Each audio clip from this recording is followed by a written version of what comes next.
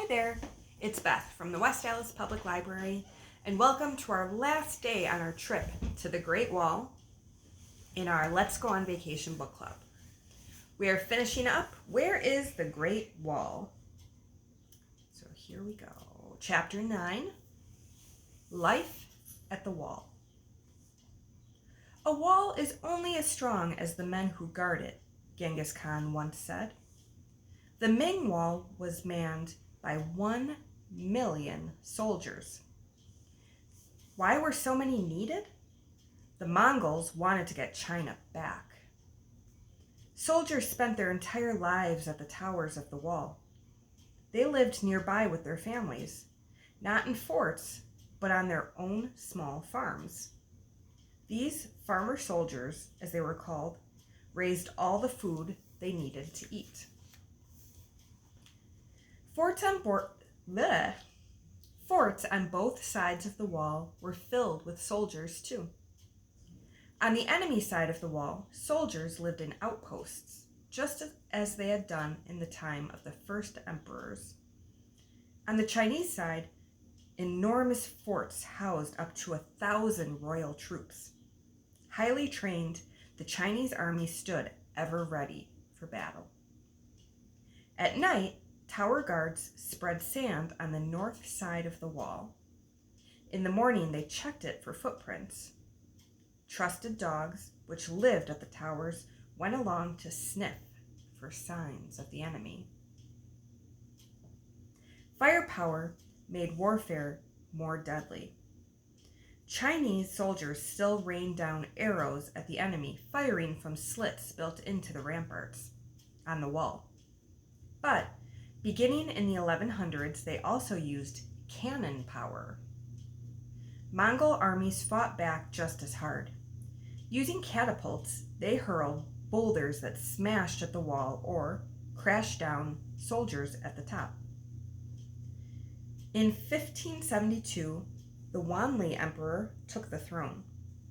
The downfall of the glorious Ming dynasty was in sight, and Wanli bears a lot of the blame for it. The emperor lived in the world's largest palace in the heart of the capital city, Beijing. The palace was large enough to be called a city, the Forbidden City. It was called forbidden because only the emperor and his court were allowed to enter. Peasants had to keep out. Do you think that made the peasants very happy? I doubt. Spread out over 185 acres of land, the Forbidden City contained about 1,000 buildings and 9,000 rooms. All of it was dazzling. Royal crimson colored the walls. Stairs were made of marble, and the roof tiles were golden. The emperor lived there in total luxury, along with tens of thousands of servants and advisors.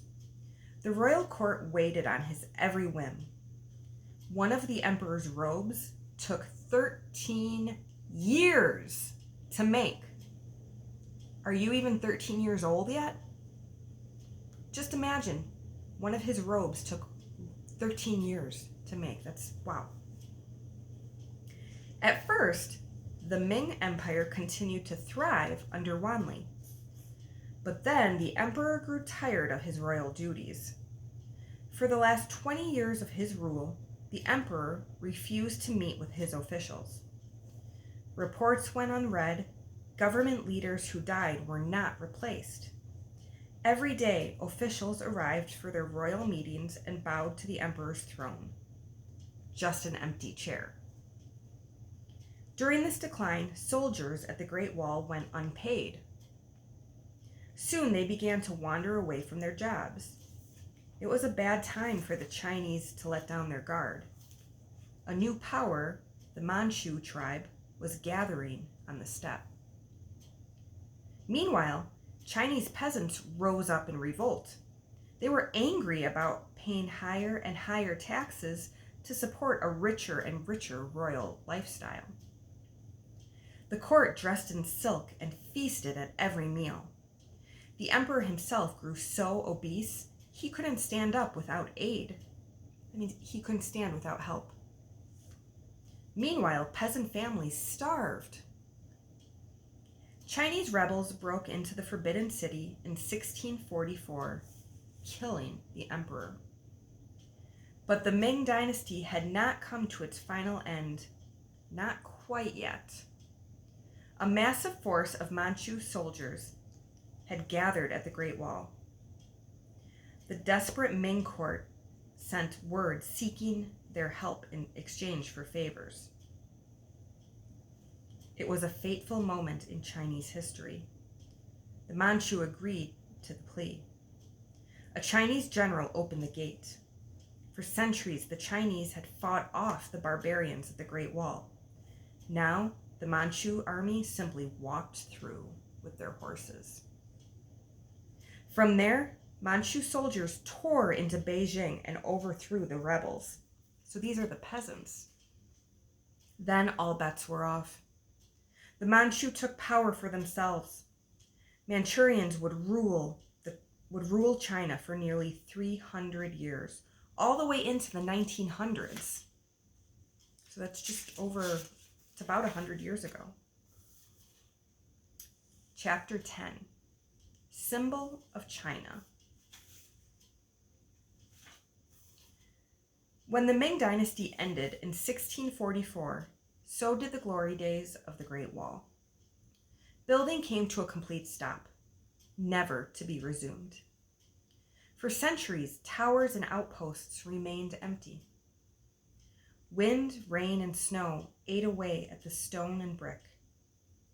In the desert, towering sand dunes buried big sections of the wall. Yet mile after mile of the Great Wall still stood proudly over China's landscape. Then, in the 1960s, the Great Wall suffered its worst blow. This time, nature was not to blame. China had entered a period in its history known as the Cultural Revolution. The Communist Party, which had governed China since 1949, wanted to erase all ties with the past. Rare books were burned. Priceless bronze artworks were melted down for scrap metal. Men and women of higher learning were tortured and killed. The Chinese people had suffered this kind of harsh treatment from the first emperor 2,000 years earlier. There was a large difference, however. The first emperor built the first Great Wall. The leaders behind the Cultural Revolution wanted to tear the wall down.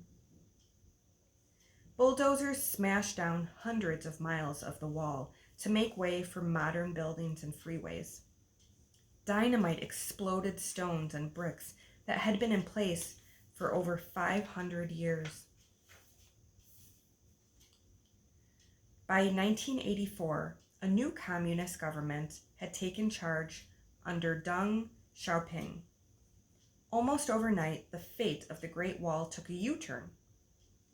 "Let us love our country and restore our Great Wall," said Xiaoping. A renewed sense of pride in the country's remarkable history began to grow in China, and the Great Wall won a new place in people's hearts. A large-scale project to repair and restore the wall was begun, and it continues to this day. The West had known almost nothing about the Great Wall for a long time. Then, in 1972, President Richard Nixon became the first U.S. president to visit China. Broadcasts of Nixon standing on the Great Wall brought the landmark to the world's attention. So did a gift from the Chinese to the United Nations in New York City. In 1974, China presented the United Nations with a tapestry that showcased the majesty of the Great Wall. It weighed 600 pounds and measured 32 feet long. The tapestry now hangs in the Delegates' Lounge, proudly declaring the wall as a symbol of China. I'll look for a picture of that tapestry and make sure I post it so you guys can see what it looks like.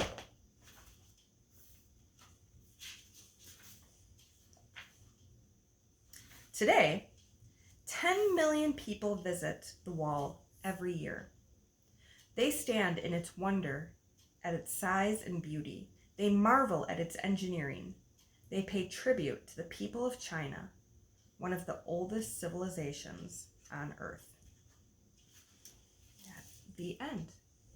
So besides a picture of that tapestry, I'm going to look for a picture because of the Great Wall from space, because it is one of the things, I believe, when you're up in space that you can actually see the Great Wall. That's how big it is.